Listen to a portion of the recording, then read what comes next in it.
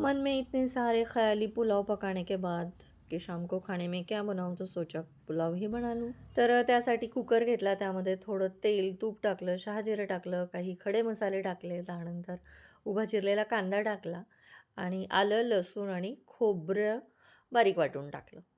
त्यानंतर फ्रेश असा कढीपत्ता टाकला आणि पुदिनासुद्धा तोडून आणला कुंडीतला. त्यानंतर छान कांदा आणि खोबरं छान परतून घेतलं. त्यानंतर इथे हे सुके मसाले टाकले, जसं की लाल तिखट, हळद, गरम मसाला, धणे पावडर आणि बिर्याणी मसाला. आणि त्यानंतर ते व्यवस्थित परतले. त्यानंतर काही फळभाज्या टाकायच्या, ज्याही फ्रीजमध्ये अवेलेबल असतील नसतील तेवढ्या सगळ्या टाकल्या. त्यानंतर ते व्यवस्थित असं मिक्स केलं. हिंग टाकायचा राहिला होता, तर हिंगही टाकून घेतला, थोडी कोथिंबीरसुद्धा टाकून घेतली. त्यानंतर आता इथे 1 ग्लास तांदूळ मी स्वच्छ धुवून घेतला आणि तो यामध्ये टाकून छान परतून घेतलं. आणि परतल्यानंतर 1 ग्लास तांदळासाठी 2 ग्लास पाणी घेतलं, ते सुद्धा यामध्ये टाकलं आणि व्यवस्थित असं मिक्स केलं.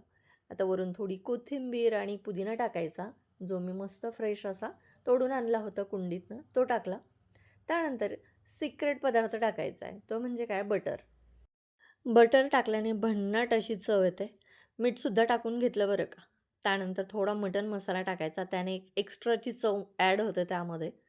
आणि त्यानंतर छान कुकरला 3 ते 4 शिट्ट्या घ्यायच्या आणि वाफ गेली की मस्त इथे मी काकडी आणि टोमॅटोची कोशिंबीर केली आहे, त्याबरोबर सर्व्ह केला होता. मस्त झाला होता. धन्यवाद.